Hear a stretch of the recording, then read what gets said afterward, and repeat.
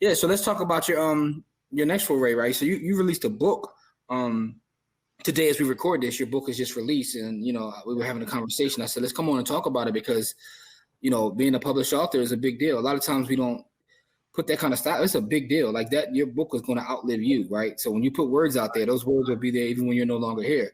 And you talked about it being a journey of getting to put this book out. Tell us about that journey. Why, you said what, 10 years? Yeah, a little over 10 years. So I started writing the book when I was in my mid-20s. And I've always thrown away versions of the book, restarted it, throw those away, and then I just kept holding myself back. And then I watched my ex-wife create 2 published books in a matter of 2 years, right? And she was always like, yo, why don't you do it? Why don't you do it? And I was like, nah, it's not for me. It's not for me. So I was actually living my life in fear of what could possibly happen if I actually released the book. And then talking with a therapist friend of mine, she said, step into your fear, not away from it. And so this year has been the goal of just that, stepping into uncomfortable spaces. Let's talk about that, right? Because you're open about that as well. And I think that's important. The fact that you have a therapist and you use it to help you along your journey in life. What has therapy meant to you? Clarity. If you don't know the reasons why you shy away from your own greatness, you'll continue to fail. And that's just, you'll fail in every aspect. You'll fail financially, you'll fail romantically, you'll fail, period, because you're not holding yourself accountable to the things that are stopping you from achieving what you want. So therapy really will show you, like, all right, these are your issues. Now let's look at how do we create solutions now that we can identify what the issues are. How did you learn to embrace therapy, right? So you come from the BX, Harlem, we all come from the same type of environments. And you know that in our environments, therapy is looked at differently than other places, right? So we're not taught to go to therapy. How did you overcome that and decide this is something that you need to do, like, to improve yourself? When I started taking my illness of diabetes seriously. So when I got with Beth Israel's diabetic clinic, they give you immediately a therapist, a nurse, an educator, and an endocrinologist. So you have a team that's committed to making sure that you can take care of yourself. And my therapist at the time was a lovely white woman who really sat me down and was like, look, there's nothing that's stopping you other than you. That was her very first introduction to me, was you are the reason why you're holding these issues.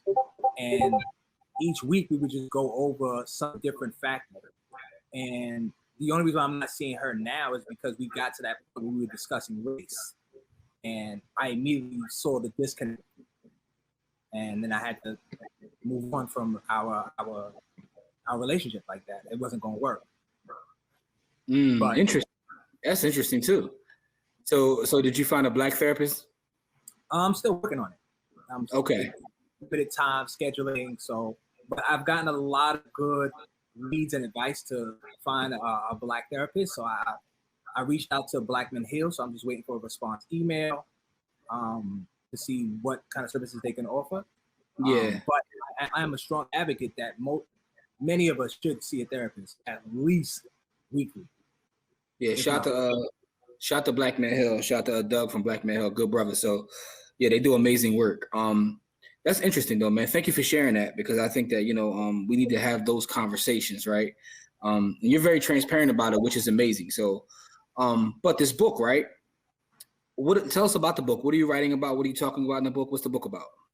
So I have been a habitual cheater most of my life.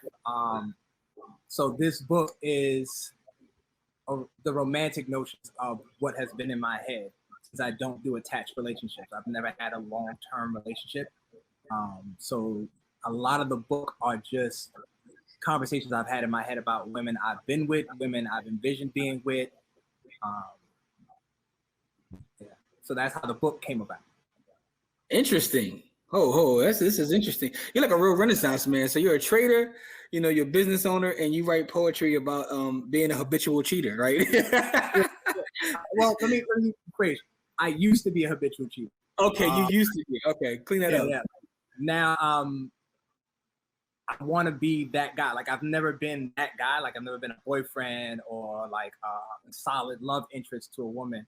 And I want to be that, but I don't know what that actually entails. Like I know what it looks like. If you go on dates, you buy flowers, but I've never been that. So I want to explore that now that I'm 40, and you know what I mean. Like I'm in my 40s. That's actually interesting though. So I guess interesting, man. Yeah, you took this conversation somewhere else. You said you don't know what that looks like. So I guess have you never had an example of that in front of you? Is that what it is? No, never. My parents were never married, and they didn't raise me, so I didn't have a close relationship with my mom. My mom died when I was, I want to say 14. And at the time that she died, I was super angry at her.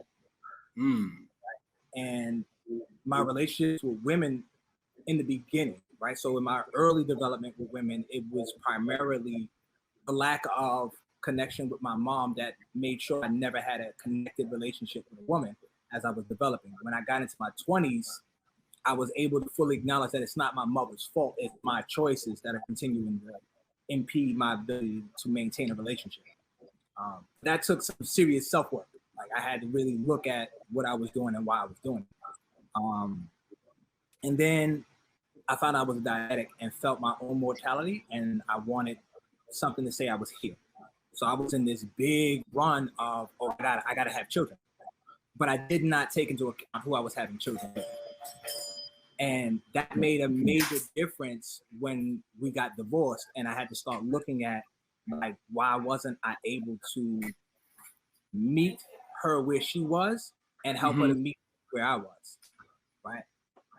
So it was a lot of disconnect between my intention with having children and then having a partner. Interesting. Man, you've done a lot of self-work, man. I could tell just because you're self-aware, you know what the issues are. Yeah. And many of us don't even get to that point when we know what the issues are, or we're in denial of what the issues are. But it seems like it seems like you've come to terms with that.